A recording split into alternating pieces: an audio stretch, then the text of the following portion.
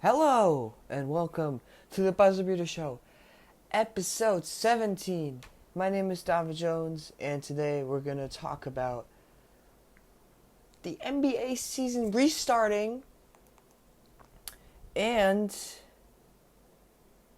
what I think about Tom Thibodeau getting a deal with the Knicks and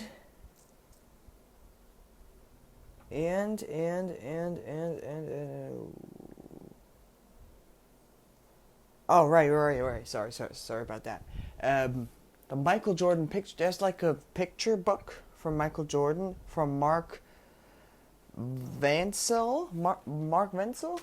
I hope I'm pronouncing that name right. And he said something very interesting in that book. So we'll talk about that. But first off, we have Tom Thibodeau as the coach of the New York Knicks.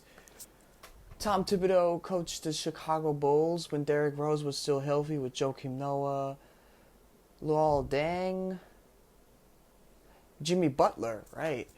And they were a really good team, but Rose got injured. And if Rose hadn't been injured, maybe the Chicago Bulls would have won a championship. Who knows? And so the Knicks have signed him on a 5-year deal. But, I know this is, the first time we ever, this is the first time in a long time that we actually have, a really good coach and a real coach and a coach that knows what he's doing. But, it's just too...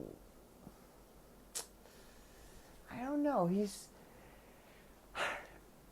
I'm not sure if Tom Thibodeau is able to turn around the New York Knicks. I hope he is. Or else it's going to be another five long years for Knicks fans. Including myself. But it can't go that bad, I think. But who knows? But I'm thinking very optimistic about this. So, yeah.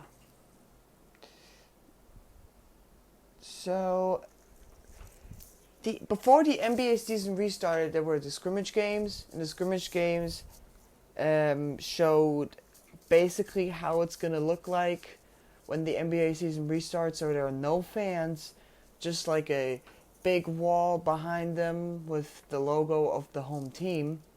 Which actually is not really the home team. It doesn't really count because they're all in the same building all the time. It's always in Orlando, so yeah. So they actually have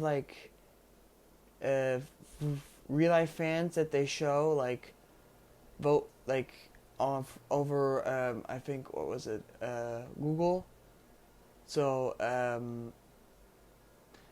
So they show their faces and stuff, and you can see their faces. It's super cool, and they're cheering for their players. It's super cool. And the scrimmage games were actually they were okay. They were little. It was mostly not really it's like summer league, but not it's like preseason, so it's not that exciting. But the Lakers won against Magic, but they lost against the Mavs. But still, Kyle Kuzma was just going off.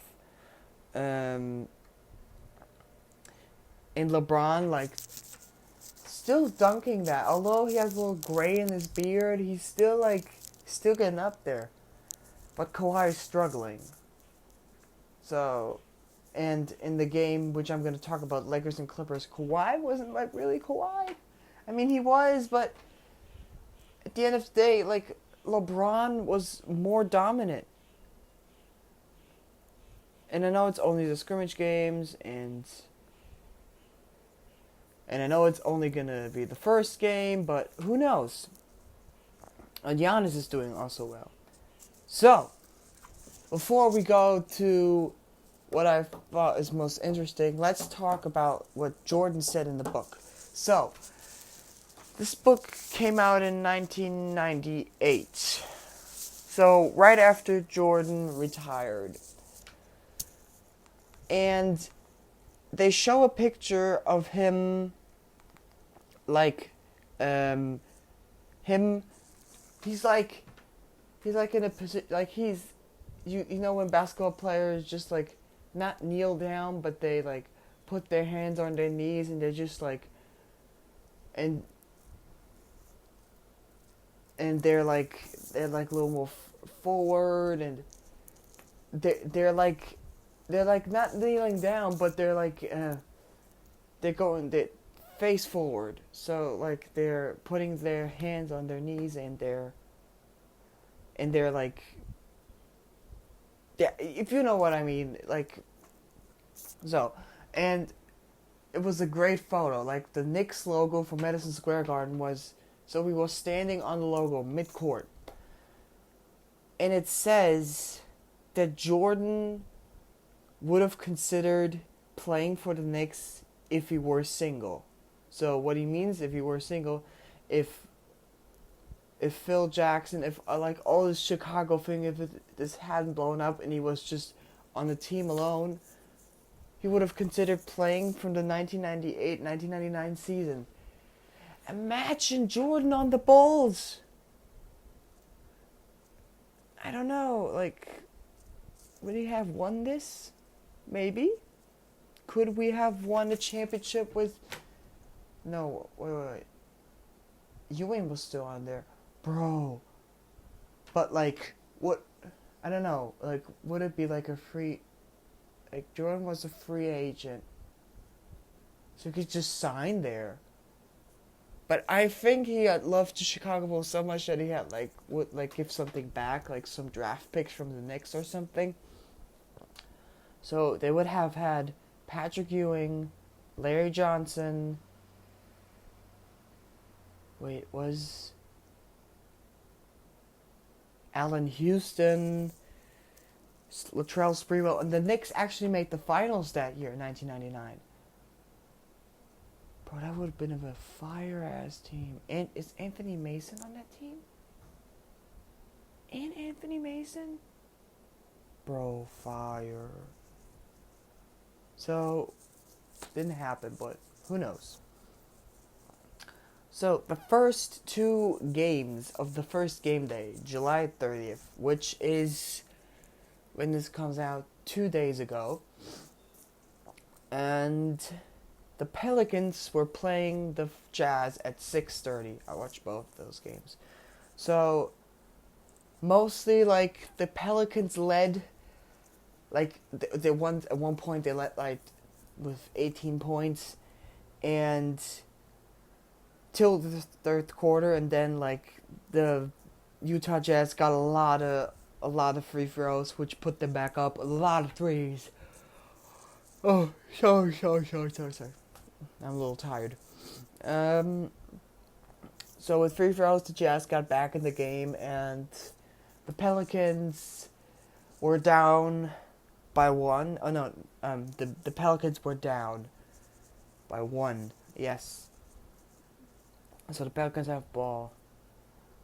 And Brandon Ingram gets the ball, dribbles, fires, but it rattles out and he misses. And that's over. Game's over. I want the Pelicans to be in the playoffs. I want to see Zion in the playoffs. Zion. And I don't get why they're not playing Zion. I don't get it. He's sitting out all of the time. He scored like 9 points in 7 minutes. Let him play. Let him show what he got. Why is he always sitting out? This makes no sense for me why he's always sitting on the bench, because he's clearly the second best player behind Brandon Ingram. Till now, I mean, could change, but I mean, he could have easily be a better player if he wasn't like better than Brandon Ingram, if he wouldn't just like sit on the bench all the time. This makes no sense for me, but I hope in the playoffs he gets more minutes. So, second game, I would say better game, but both games were really exciting. Both games came down to the wire. Everything.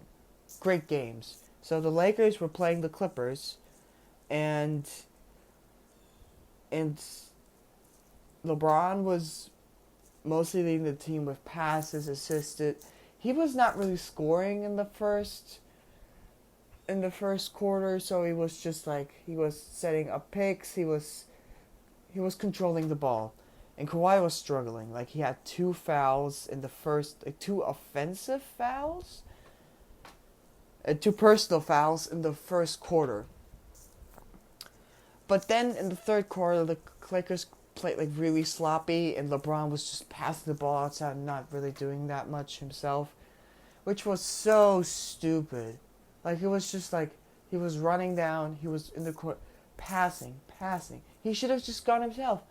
Like in the end of the game, he was doing it by himself, and he could have like I know he doesn't want to be the main scorer anymore. I know AD is the main scorer, but it's still like he still has control over this team.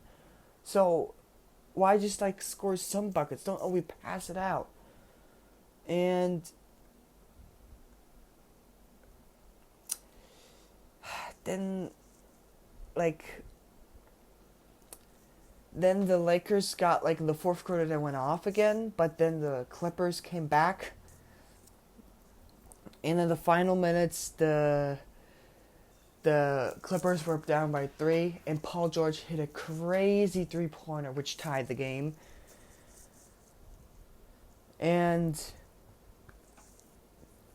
so, like, this is the Clippers against Lakers. This is the Battle of LA. This is like, nobody's giving anybody an edge. They're playing hard defense. LeBron is actually playing really good defense, which he actually like never really does. And he's like pretty locking down. Like, yeah, you're not coming past me. And so the game is tied. LeBron has the ball. LeBron drives, misses his shot. Like he shoots like in the air, but it clings off the rim. He gets his own rebound and puts it back up. And the Lakers are up by 2. Only like 13 minutes left. Leonard is getting the ball down court, tries to shoot, but LeBron is locking him down. I've never seen that like defense from him like in the last couple of years. He's locking him down. Paul George is getting the ball, tries to shoot it, but misses it because LeBron is also locking him down. Like shit. Like LeBron, he didn't have that much points, but was in control most of the game. And AD got the most points. And so like he is the main reason they won. They won that just because of him. He controlled the ball, he did everything. So yeah. I know this is not gonna be the like most longest podcast. I also have some interruptions right now, just because I'm not at home and I'm gonna be home like on August 5th, so that I'm back home and I can have my privacy and talk freely and not like always get interrupted. So if you like this podcast, smash that like button. If you haven't subscribed to this channel, subscribe to the channel and turn on notifications. Until next time, peace!